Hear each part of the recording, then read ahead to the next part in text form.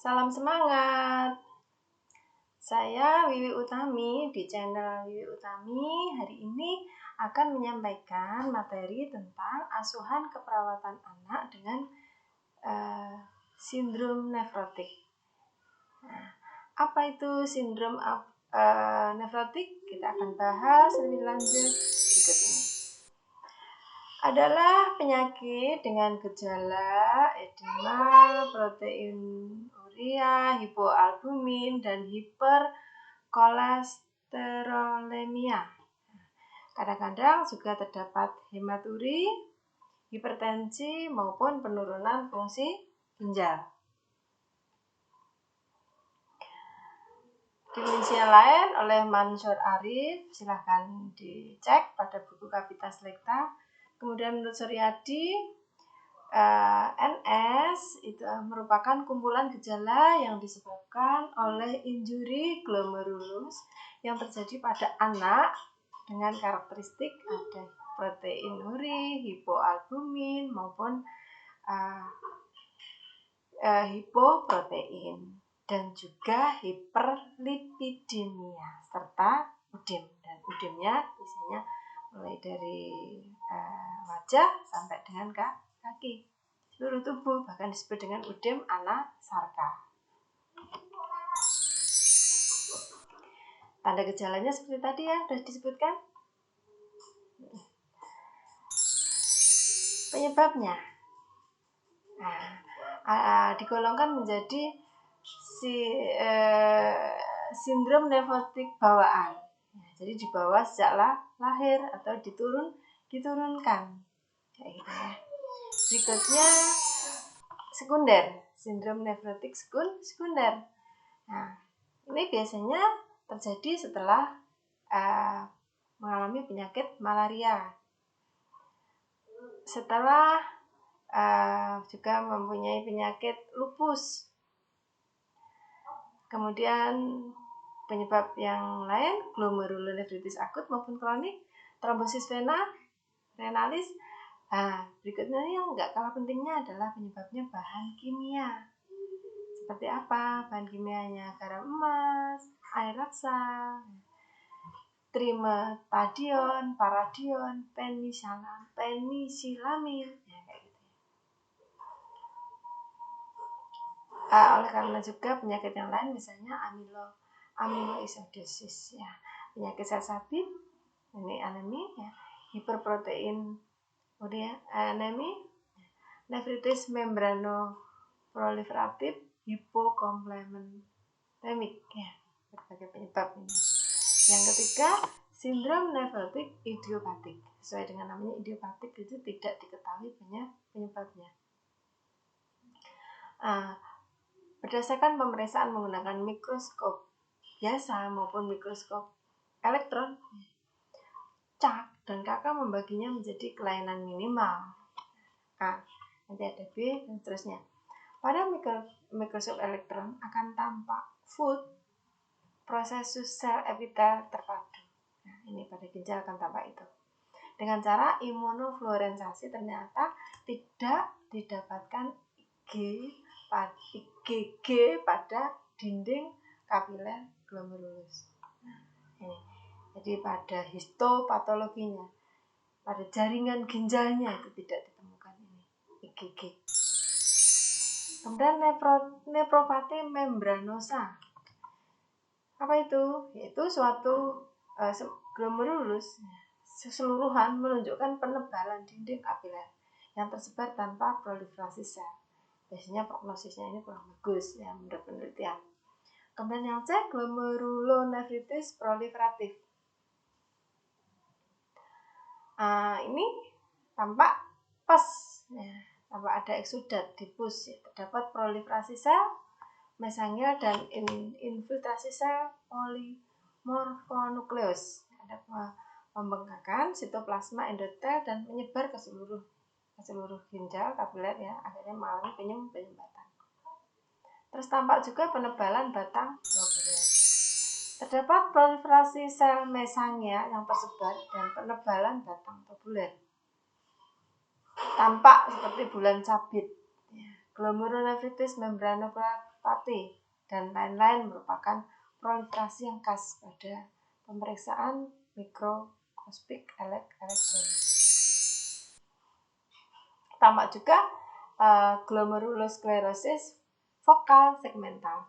Pada kelainan ini yang mencolok sklerosis glomerulus sering disertai atrofi pada tubulus. Nah, jadi tubulusnya mengalami atrofi. Ini prognosisnya buruk. Bagaimana proses terjadinya atau disebut dengan patofisiologinya? Ini terjadi karena proteinuri akibat peningkatan yaitu permeabilitas membran glomerulus. Jadi membrannya meningkat tekanannya. Sebagian besar protein dalam urin adalah albumin, sehingga jika laju sintesis hepar dilampaui meski telah berusaha ditingkatkan, tetap terjadi hipoalbumin. Nah, hal ini menyebabkan retensi garam maupun air. Nah, kalau ada retensi garam dan air, maka yang terjadi adalah udem atau bengkak. Menurunnya tekanan osmotik menyebabkan bengkak generalisata seluruh tubuh akibat cairan yang berpindah dari sistem vaskuler ke dalam ruang ekstraseluler. Itulah proses terjadinya bengkak atau anasarka, ya, udem anasarka. Penurunan sirkulasi volume darah mengaktifkan sistem imun angiotensin, menyebabkan retensi natrium dan edema lebih lanjut. Dampak dari protein yang hilang dalam serum menstimulasi sintesis lipoprotein di hati dan meningkatkan konsentrasi lemak dalam darah. Ini yang disebut dengan hiperlipidemia. Berikutnya, menurunnya respon imun karena sel imun tertekan. Kemungkinan disebabkan karena hipoalbumin, hiperlipidemia atau defisiensi seng. Sindrom nefrotik dapat terjadi di hampir setiap penyakit. Saya sambil pakai ini ya. Renal intrinsik atau sistem yang mempengaruhi glomerulus. Meskipun secara umum penyakit ini dianggap menyerang anak-anak, namun sindrom nefrotik ini juga dialami oleh orang dewasa maupun lansia. Apa sih manifestasi kliniknya atau gejala klinisnya? Nah, tadi sudah kita sebutkan proteinuri, jumlahnya ini berdasarkan lab itu lebih dari 3,5 gram per hari pada dewasa. Jadi urinnya mengandung protein. Atau kalau pada anak-anak 0,05 gram per kilogram berat badan per hari. Hipoalbumin, yaitu albuminumnya pada pemeriksaan kurang dari 30 gram per lapang pandang. Maka dampak pada klien yang kita lihat adalah edem anarsaka atau edem generalisata. Edem terutama terlihat pada kaki maupun seluruh tubuh. Anoreksi, kelemahan, nyeri abdomen. BB meningkat, ya. Hiperlipidemia, hiperkoagulabilitas. Ya. Komplikasinya infeksi yang jelas, ya. Ini akibat defisiensi respon imun. Tromboembolisme, terutama renal, ya, terutama vena renal, emboli paru, peningkatan tekanan aterosklerosis. Meningkatkan terjadinya aterosklerosis maksud saya, ya. Apa aterosklerosis? Suatu kondisi kekakuan pada pembuluh darah. Nah, dampak dari menumpuknya lemak maupun zat-zat yang tidak respon terhadap air, ya. Jadi menumpuk pada pembuluh darah mengakibatkan penebalan yang disebut dengan aterosklerosis. Hipovolemia, hilangnya protein dalam urin serta dehidrasi.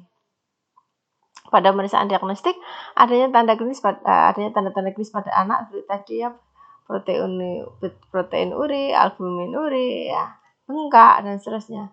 Ada riwayat infeksi saluran nafas, analisa urin, protein uri, meningkatnya protein uri, albumin uri, menurunnya serum protein, ya, pada biopsi ginjal akan tampak ada masalah di ginjal.